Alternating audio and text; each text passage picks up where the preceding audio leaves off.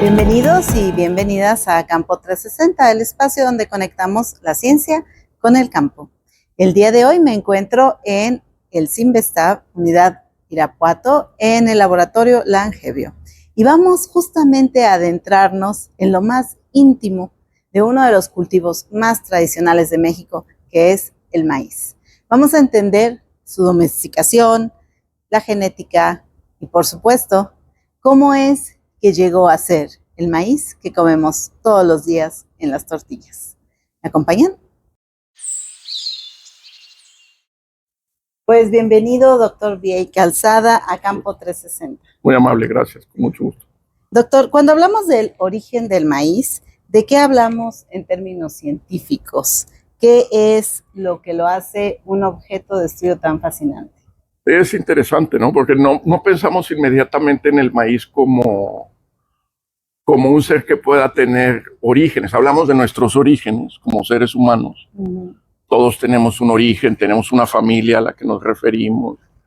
Y a partir de ahí se forman lo que llamamos linajes, ¿no? Es decir, una descendencia de individuos que provienen de la misma familia. Resulta que el maíz es una planta muy especial porque hace escasos 20,000 años no existía. Entonces, si vemos la historia un poco de la vida en el planeta, diríamos, la vida empezó hace más o menos 3,600 millones de años. Casi duele la cabeza, ¿no? 3,600 millones de años, nos cuesta trabajo imaginar. Las plantas que conocemos, pues hace alrededor de 260 millones de años, son la cobertura vegetal que tenemos, y el maíz solo tiene 9,000 años. Y es una planta esculpida por el hombre, es una planta que surge por labor de los seres humanos. Entonces no hay muchas plantas que podamos encontrar que estén tan claramente vinculadas con la historia de la humanidad y en particular con la historia del territorio nacional, de lo que era Mesoamérica y que actualmente se constituye como México. Entonces es fascinante porque tiene un origen directamente relacionado con el trabajo de los seres humanos que hace 9,000 años empezaron a domesticarla. Entonces puso ahí un término que normalmente usamos para animales, ¿no es cierto? Hablamos de animales domésticos, el perro, el gato, el caballo, pero resulta que también hay plantas que fueron domesticadas, que fueron adaptadas a las necesidades de los seres humanos, a las necesidades agrícolas, y el maíz es un ejemplo emblemático. Yo digo que es un ejemplo de la grandeza de México. Hago un juego con mis hijos a veces. Cuando íbamos en carretera, como vienen ustedes, hacíamos una encuesta con los despachadores de casetas de cobro. Y nos gustaba preguntarles si nos podían dar un ejemplo de la grandeza de México. Y por lo general salían cantantes. El maíz nunca salió en estas encuestas. Pero salieron músicos como Santana, que a veces se nos olvida, Carlos Santana, un músico mexicano extraordinario. Bueno, el maíz es sin duda uno de los grandes legados que México, que Mesoamérica le ha dado al mundo. Y eso lo hace fascinante. Y bueno, ligado a esta grandeza, me gustaría aterrizarlo en cuanto al impacto ambiental. ¿Qué tanto el impacto ambiental repercute justo en esta diversidad de maíces? Porque tenemos una amplia diversidad. Tremenda de maíces, diversidad. ¿no? Sí, tenemos 59 razas reconocidas de maíz. Pues los expertos a veces se dan un poquito de topes para saber a qué le quieren llamar una raza en el caso de maíz. Y se ha discutido ahora mucho, a muchos de la comunidad ya no le gusta usar el término raza. Le parece que puede ser utilizado como discriminatorio actualmente. Pero reconocemos razas como, podríamos decir, las variedades de maíz más pristinas, más autóctonas, las primeras que surgieron. Hay 59 reconocidas y, como usted dice, hay una diversidad extraordinaria de tipos de maíz. Ya no hablamos de variedades, digamos, más modernas que surgen después de la aparición de estas 59. Entonces, la diversidad del maíz está íntimamente relacionada con el ambiente. Y su pregunta es muy interesante porque durante toda la primera fase de estudio del origen del maíz, solo nos habíamos estado interesando en qué había hecho el hombre para que surgiera. y la mujer, por supuesto. Cuando digo hombre, es un asunto de equidad absoluto. Es más, le voy a decir que probablemente quien empezó el trabajo de esculpir el maíz fueron mujeres. Le voy a decir por qué pienso esto. Pero el asunto está en que por muchísimos años lo único que interesaba a los investigadores que se interesaban en el origen del maíz era saber qué rasgos los habitantes de Mesoamérica habían seleccionado para distinguirlo de su especie ancestral, que es el teocintle, como usted sabe. Y actualmente lo que descubrimos en particular en este laboratorio que tengo el gusto de dirigir es que el ambiente jugó un papel importantísimo en la aparición del maíz.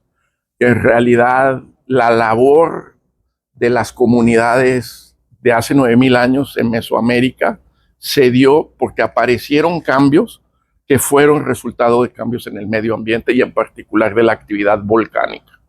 Entonces resulta que descubrimos que la actividad volcánica jugó un papel fundamental en esta transición del teocintle que no nos comemos al maíz que sí nos comemos. Y le explicaré por qué en unos minutos. Entonces tiene repercusiones el ambiente desde el inicio del proceso. El ambiente es quien hace que una planta, el maíz o cualquier otra, exprese, muestre, manifieste las diferentes formas en las que la podemos ver. Los diferentes colores de la semilla o el diferente porte de una planta de maíz dependerá mucho de en qué ambiente la crecemos. Y eso nuestros campesinos y agricultores lo saben mejor que un servidor. Son los expertos en saber cómo se debe crecer el maíz para que manifieste algunos rasgos que son importantes a nivel agrícola. Invariablemente el cambio climático nos va a generar incluso nuevas... Claro. Entonces, efectivamente, el cambio climático viene a ser el factor cambiante, preocupante, que de pronto puede imponernos condiciones de crecimiento del maíz, al cual la planta se va a adaptar. Y se va a adaptar de formas que a lo mejor no nos convienen de manera agrícola. Necesitamos estar preparados para que los maíces actuales puedan adaptarse al cambio climático, sobre todo al cambio de temperatura.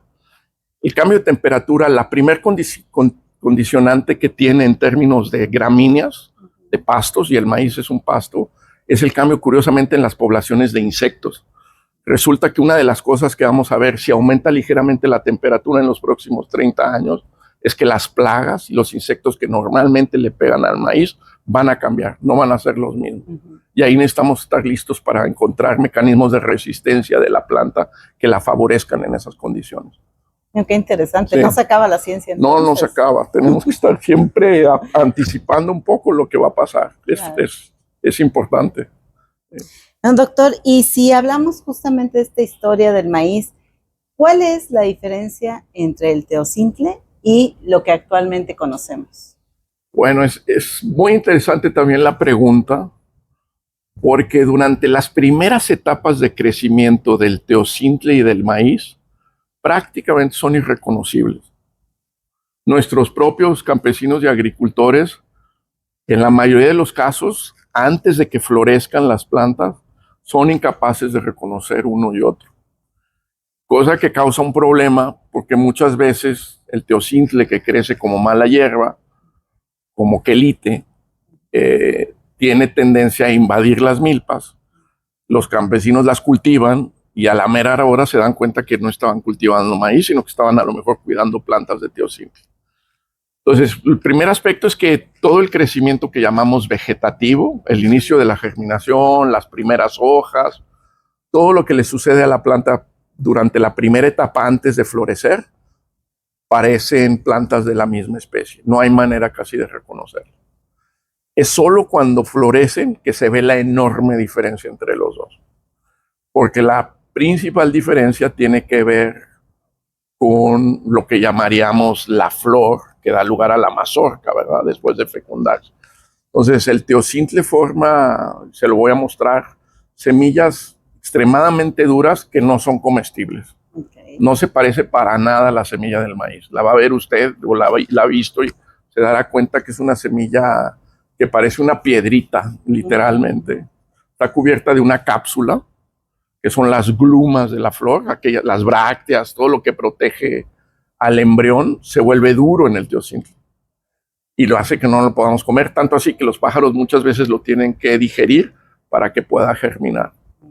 En cambio, el maíz perdió por completo esta cápsula. La perdió, está desnuda la semilla. ¿Y cómo la perdió? Fantástica pregunta.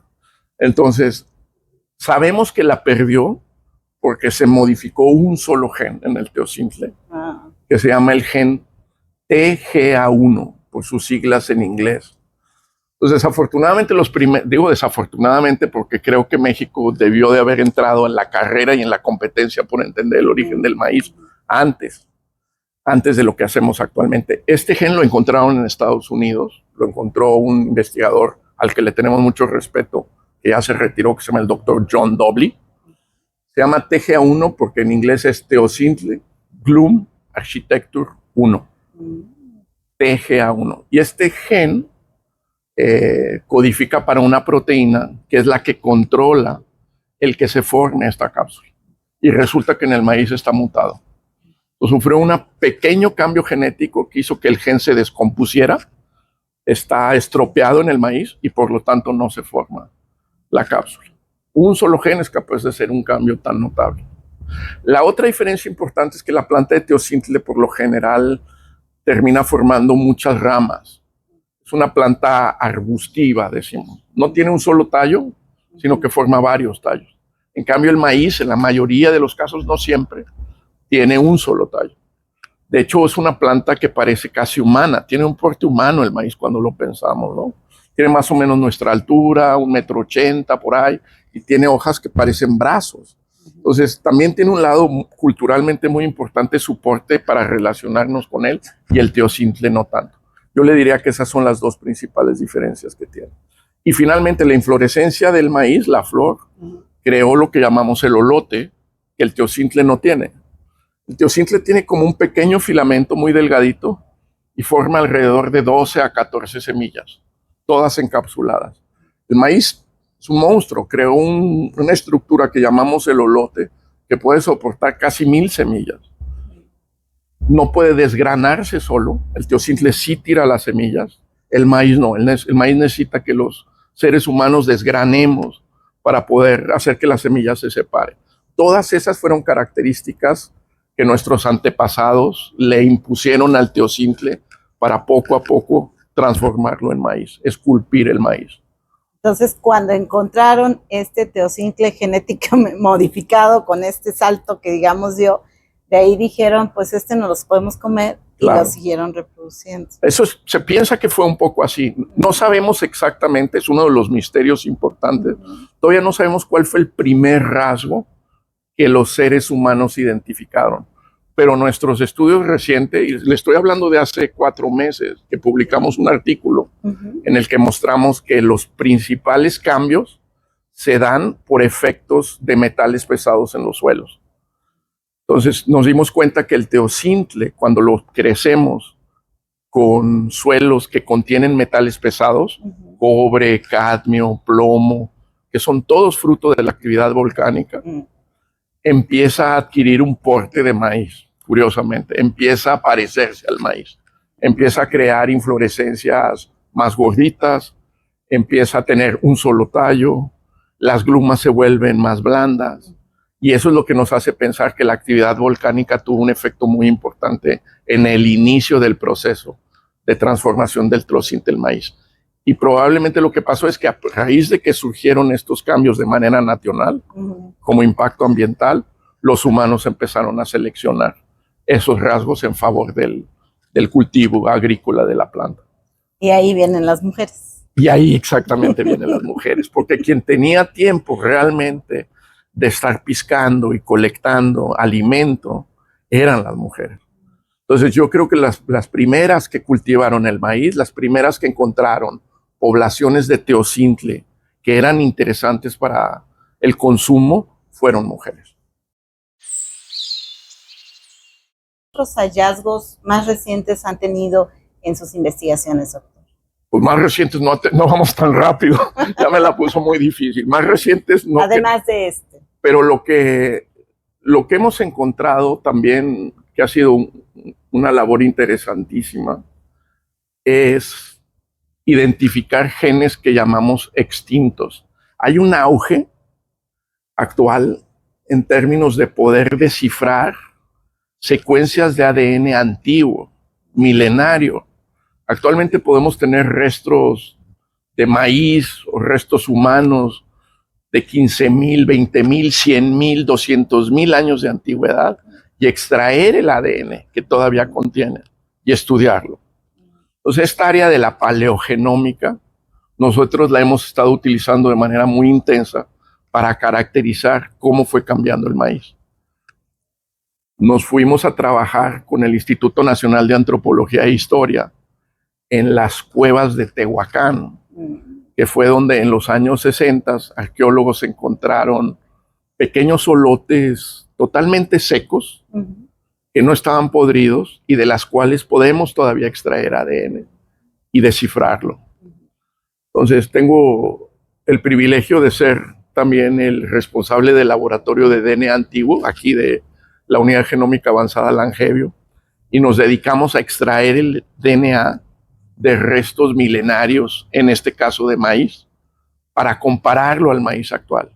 Y la sorpresa que nos llevamos es que encontramos genes que desaparecieron en una cuestión de 5,000 a 6,000 años, que es más o menos lo que hemos podido estudiar con maíz antiguo, con DNA antiguo y maíz antiguo, ya no aparecen en el genoma actual. Yo digo que son un poco como las muelas del juicio. ¿Sabe usted? Nuestras muelas del juicio son residuos antiguos de nuestra necesidad de masticar y de tener que roer hueso y carne. Fueron muy importantes en su momento, pero actualmente desaparecen. Mucha gente ya no tiene las muelas del juicio y a otros las tenemos tan mal que no las tienen que sacar. Bueno, en este caso tenemos genes extintos que existían hace 6,000 años en el genoma del maíz, que controlan características que estamos estudiando, y ahora le digo para qué codifican alguno de ellos, y que se perdieron, pero que podrían ser muy interesantes a futuro por esto que usted mencionaba del cambio climático. Entonces pensamos que genes que la planta utilizaba hace 6,000 años, en particular para resistir a patógenos, enfermedades bacterianas, hongos que también afectan al maíz y hasta insectos, y que hemos encontrado ese tipo de genes de resistencia, podríamos quizá volver a llamarlos, integrarlos en el genoma del maíz futuro y que le ayuden a la planta a resistir al cambio climático, porque las condiciones dentro de 50 años a lo mejor se van a parecer mucho a las que prevalecían en el Valle de Tehuacán hace 6,000 años, en términos de sequía, de calor y de posibles plagas. Eso es una de las cosas que estamos haciendo actualmente. Qué interesante, fascinante. Sí. Doctor, déjeme preguntarle, ¿qué desafíos todavía nos quedan? ¿Qué es lo que a lo mejor no hemos estado viendo y que sí es importante hacer en términos de investigación científica? Pues mire, Katia, yo creo que usted lo sabe, lo más importante sigue siendo alimentar a la humanidad. Esa es la vocación de cualquier laboratorio que se interesa en las plantas de cultivo. Escribí en mi casa, que es su casa. Gracias. Tengo una oficina y en la puerta escribí, acuérdate que es rendimiento. Porque se nos olvida. Yo digo, es muy importante que siga yo pensando en términos de aumentar rendimiento. Sigue siendo un problema no tener rendimientos lo suficientemente altos para nutrir a nosotros, a todo el mundo. En el caso del maíz, usted lo sabe, estamos lejos de ser autosuficientes en México. Nos vemos obligados a importar maíz. Y eso es en gran parte porque no hemos logrado todavía establecer condiciones de cultivo que permitan que el maíz tenga los rendimientos que podría merecer en un territorio como el nuestro. Sí, creo que nuestros rendimientos promedios andan en 3,5 toneladas por hectárea. En Estados Unidos están produciendo 12 a 14 toneladas por hectárea en promedio. Entonces tenemos mucho campo por avanzar. Y ahí la ciencia y la investigación científica tiene todavía mucho trabajo en términos de poder aumentar el rendimiento del maíz y de otros cultivos. Ese es uno de los retos importantes. Otro reto importante, creo, es la preservación de nuestra diversidad genética, que usted ya mencionó, y donde ahí la ciencia también tiene mucho que aportar.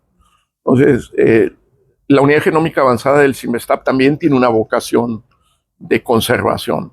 Nos interesa mucho poder contribuir al resguardo del acervo. Y resulta que la mayor diversidad genética de maíz en particular está en manos de agricultores y campesinos mexicanos que producen menos de 1 tonelada por hectárea en promedio. Ellos son los detentores de la diversidad y requieren apoyo. Son los que más conocen la diversidad genética del maíz. Ahí no puedo dejar de mencionar al doctor Hernández X, que a lo mejor usted escuchó hablar. Es un pilar del colegio también.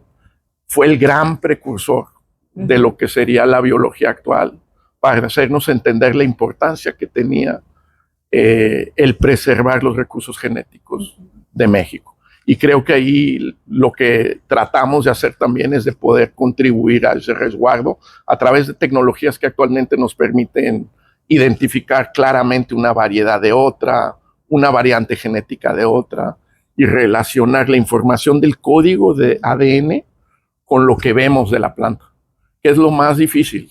Lo más difícil es que el código de ADN lo podamos nosotros relacionar directamente con la que la planta nos muestra. Parece sencillo. Pensamos muchas veces que un gen, es muy fácil ver la planta y decir, ese gen es el que está controlando esa característica que estoy viendo. No, no es fácil, es muy complicado. Y ahí es donde estamos haciendo un esfuerzo importante, porque sería de enorme utilidad poder tener una idea clara de qué controlan cada uno de los genes del maíz.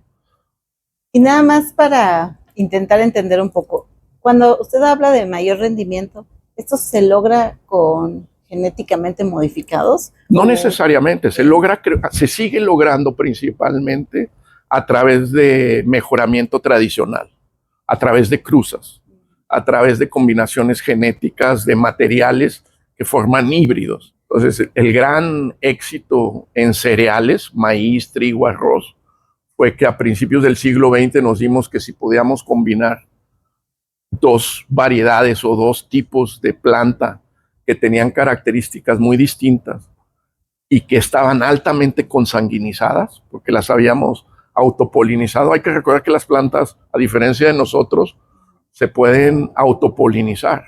Son hermafroditas, ¿no es cierto? Pueden crear sus propias crías. Yo digo que si nosotros pudiéramos hacer eso, ya nadie se casaba. O sea, ¿para qué? Si usted se pudiera reproducir yo solito, pues, no necesitaría yo tener que hacer gran cosa. Las plantas lo pueden hacer.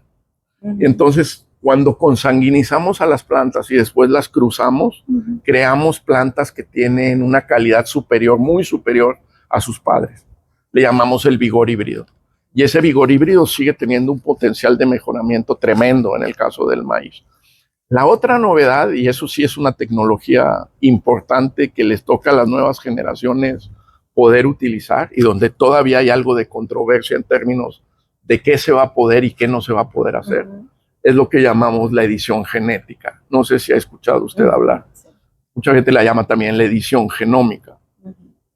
Este descubrimiento de una tecnología que le voy a explicar en un segundo data de finales de los años 90.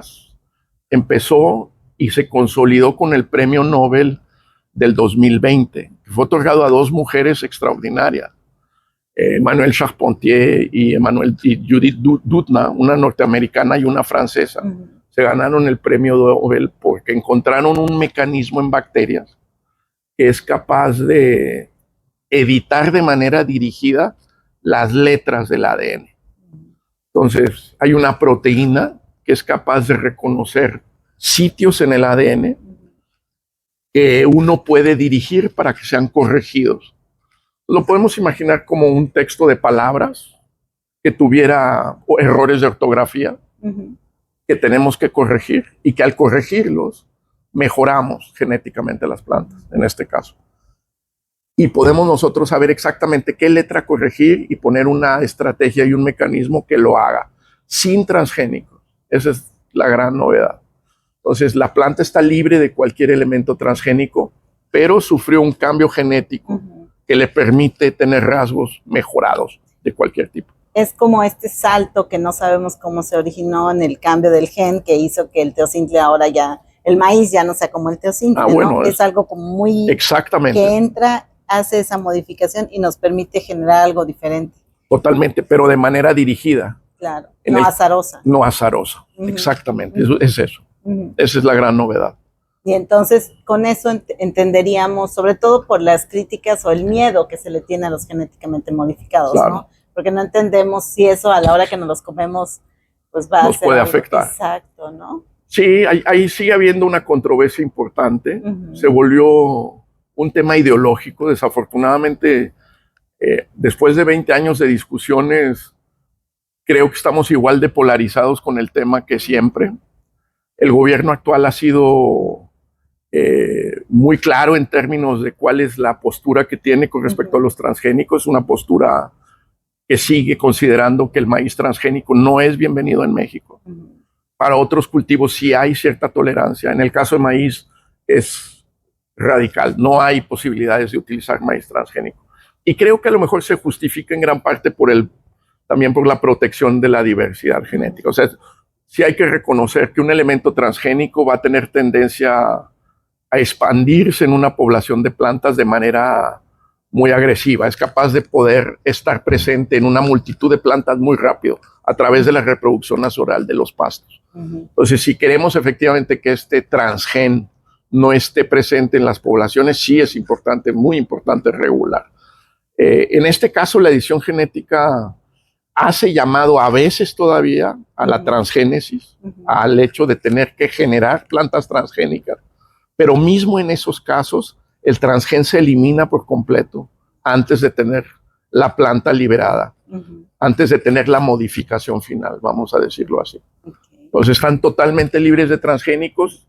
Muchos países ya la están adoptando de manera libre, digamos, con ciertas normas que permitan que no cualquier cambio se pueda hacer.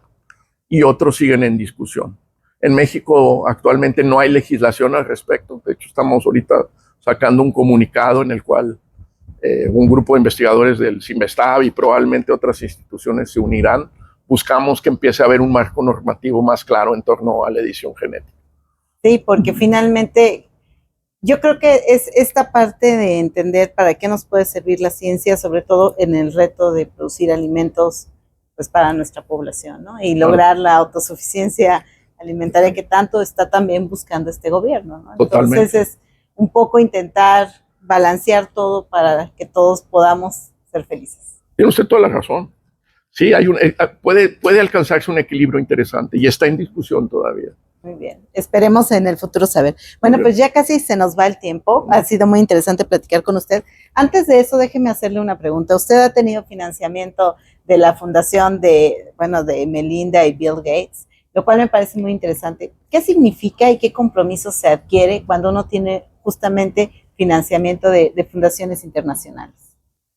Es una pregunta también muy amplia, porque tenemos la fortuna de tener un proyecto de la Fundación Gates desde hace 10 años.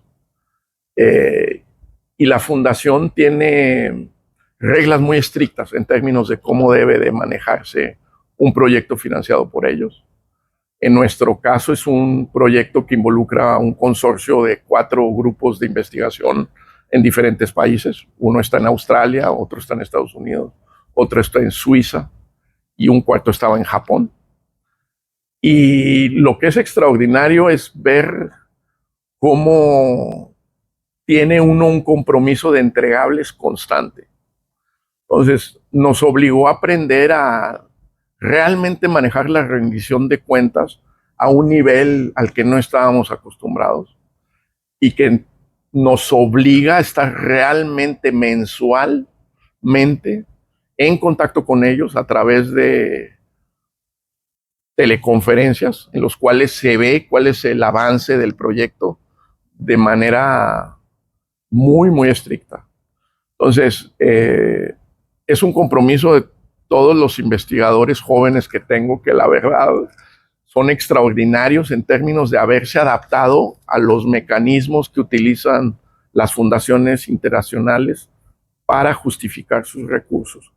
Son recursos importantes, nos dan una libertad operativa que no tendríamos si no beneficiáramos de estos proyectos, pero vienen de la mano, sí, de una normatividad en términos de entregables muy estricta, parecida a la que tiene la iniciativa privada. Tuvimos también la suerte de trabajar con empresas privadas anteriormente. Una de ellas es la empresa DuPont, Corteva actualmente, productora de semillas y de semillas de maíz en particular, que nos financió un proyecto por ahí del 2015, antes de que entráramos a trabajar con la fundación. Y le tengo que decir que la Fundación Gates es aún más estricta que la propia iniciativa privada en términos del llevado de los proyectos, del llevado científico.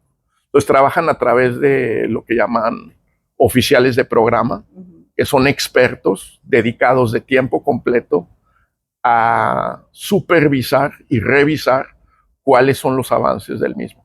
El otro aspecto muy interesante que tiene la fundación y que a nosotros nos enorgullece mucho es que es una fundación filantrópica. Entonces, es de veras conmovedor poder estar trabajando al saber que lo que producimos de descubrimientos son para uso público, totalmente público. Ahí las reglas también son clarísimas. En este caso, lo que a la fundación le interesa son cultivos de subsistencia para el África subsahariana. O sea, trabajamos no solamente con el maíz, sino que trabajamos con un frijol africano que se llama el frijol caupi. En francés se le conoce como el frijol nieve. Los norteamericanos lo llaman el Black Eyed Pea, como el grupo musical. Es un frijol que prácticamente no consumimos en México, muy poco, en Campeche, Tabasco hay un poco, muy cercano filogenéticamente o genéticamente al frijol común que comemos y que es la fuente principal de proteína de todos los países del subsahel, digamos, Nigeria, Níger, Mali, Togo, Ghana, son países que dependen de este frijol y para el cual no había prácticamente mejoramiento genético. Entonces nos tocó trabajar para establecer las primeras variedades mejoradas de este frijol y sabemos que lo que estamos haciendo, que ha sido en realidad extraordinariamente exitoso por la creatividad y el ingenio de los estudiantes que tengo el orgullo de dirigir y que ojalá pueda conocer, Katia. Claro. Nos enorgullece mucho que sean para fines públicos, para poblaciones que los requieren, para agricultores de bajos recursos, y la idea es que también estos logros se empiecen a aplicar en frijol. Esa es la segunda parte del proyecto. Entonces hay un compromiso de que el descubrimiento que hagamos en este frijol lo podamos extrapolar al frijol común mexicano con el que trabajamos también de manera cotidiana en el laboratorio. Y que es también uno de los cultivos más importantes y emblemáticos de nuestro país. Es, de nuestra milpa. Nuestra milpa, así es, calabaza, maíz y frijol. Muy bien, pues muchísimas gracias, doctor. Gracias, ha sido todo un placer. Igualmente. Y pasaremos a conocer el laboratorio. Muy bien, muchas gracias. Gracias. Katia.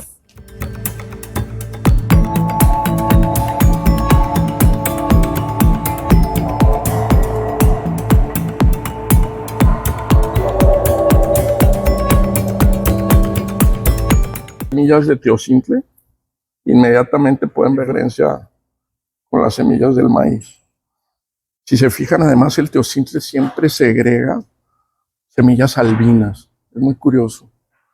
Entonces, es tan difícil mantenerlas pegadas a la inflorescencia que casi todas ya las encontramos casi desgranadas, pero se pueden dar cuenta cómo están cubiertas de esta cápsula. Esta es una variedad de maíz que se llama B73, que fue el genoma de referencia que descifraron los norteamericanos. Tuvimos una competencia muy fuerte con ellos para lograr descifrar el genoma del maíz. Y ellos secuenciaron que se llama B73, que es una variedad mejorada.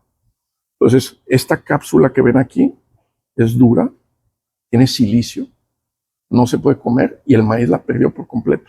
Lo que tiene aquí es el pericarpio, que ya forma parte casi del endospermo, que tiene toda la capacidad nutritiva que nos da la semilla de maíz, llena, muy rica en proteínas, en aminoácidos esenciales, mientras que el teocintle no lo tiene. Y este fue el que desciframos en México, por eso lo quiero mucho también.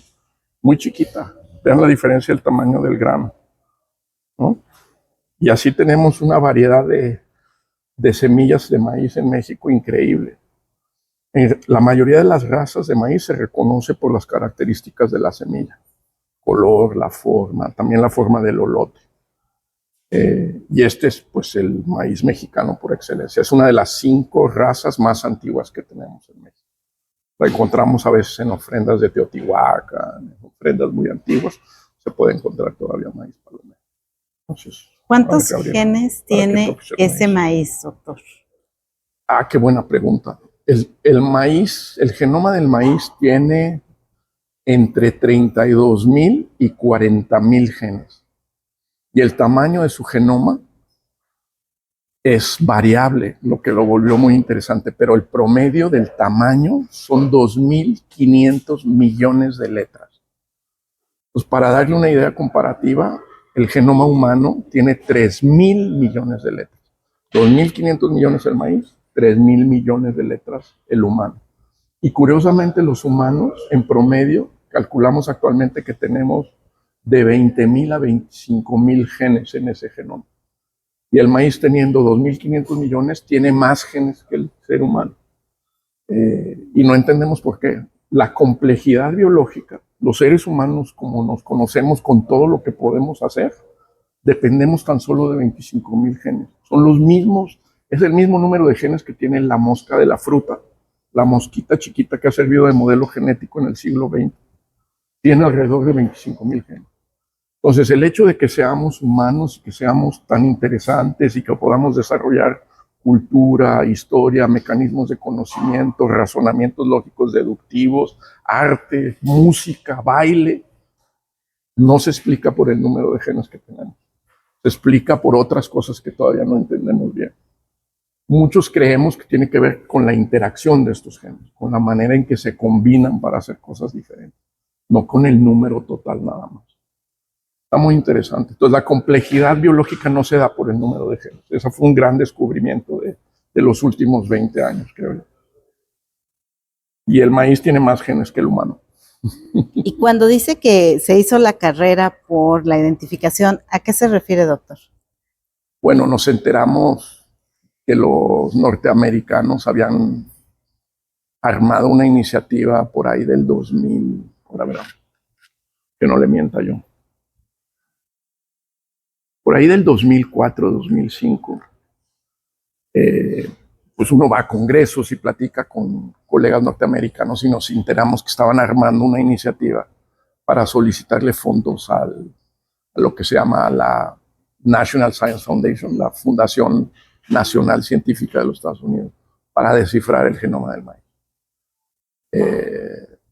Y nos quedamos en shock. Dijimos, no puede ser que Estados Unidos vaya a descifrar el genoma del maíz y que al menos México no participe. Y nos dimos cuenta que teníamos la capacidad de hacerlo antes de ellos y madrugarlos. Y fue lo que sucedió. Entonces, lo primero que hicimos fue justamente estudiar, aprovechar la variación que teníamos de maíces en México y que ellos no tenían, para empezar a medir de qué tamaño eran los genomas y buscar el más pequeño que encontráramos, porque nos iba a salir mucho más barato. Entonces, el costo de armar un genoma depende de su tamaño. Entre más letras tiene, más nos tardamos en leerlas y más nos tardamos en armarlo, porque no es nomás leerlo, después hay que armarlo como un rompecabezas. Y descubrimos que el maíz palomero toluqueño tenía, en lugar de tener 2.500 millones de letras, tenía como 1.900 millones de letras. Entonces había como 600 millones de letras que no íbamos a necesitar leer, que ellos sí tenían que leer, porque el maíz de ellos, que es este, tenía 2.500 millones de letras. Entonces nos permitió ahorrar mucho tiempo y nos quedamos calladitos, no dijimos nada. Nos apoyó Zagarpa en aquel entonces, el doctor Víctor Villalobos, que fue también pilar del colegio en su momento. Fue un gran impulsor del proyecto de secuenciación del maíz palomero. Empezamos en el 2006 y anunciamos que teníamos el genoma secuenciado en el 2009. Y publicamos en el mismo número de la revista Science que salió con el genoma norteamericano, está el genoma mexicano. Entonces, esa fue la carrera por el genoma, que fue importante en su momento. Claro, porque no podemos compararnos con Estados Unidos en términos de financiamiento. Exacto. Y otros. Y nos obliga a ser astutos, y somos muy astutos. Si algo nos caracteriza en México es que sabemos ingeniárnoslas para hacer mucho con poco. Claro. Y fue un poco la estrategia que aplicamos para descifrar el genoma de este maíz. Felicidades. Gracias, muy amable. Dionisia, ¿qué estás haciendo aquí? Cuéntanos, por favor. Ahorita, bueno, estoy haciendo una estancia postdoctoral, trabajando principalmente para el proyecto. Y ahorita, ¿esto qué es? Lo que tienes en tu pantalla. Estoy analizando simplemente estoy analizando unas secuencias para el diseño de algunos primers para detectar ediciones De en algunos genes. genes. En frijol. Sí. Muy bien. A ver. Eso, ¿cómo está acomodado el DNA? Si se fijan, son letritas que van una detrás de la otra.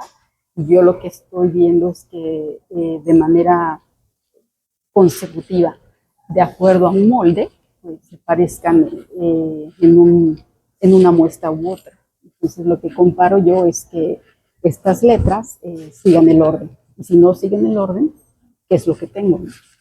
Entonces, en eso estoy trabajando ahorita para detectar esas pequeñas anomalías. Que pudiera, bueno, cambios, no anomalías, cambios. que pudiera haber en una muestra. Normalmente las plantas se reproducen con la cruza del polen con el óvulo femenino. Lo que nosotros buscamos y ocurre normalmente en la naturaleza es que hay plantas que se pueden reproducir sin la necesidad del polen.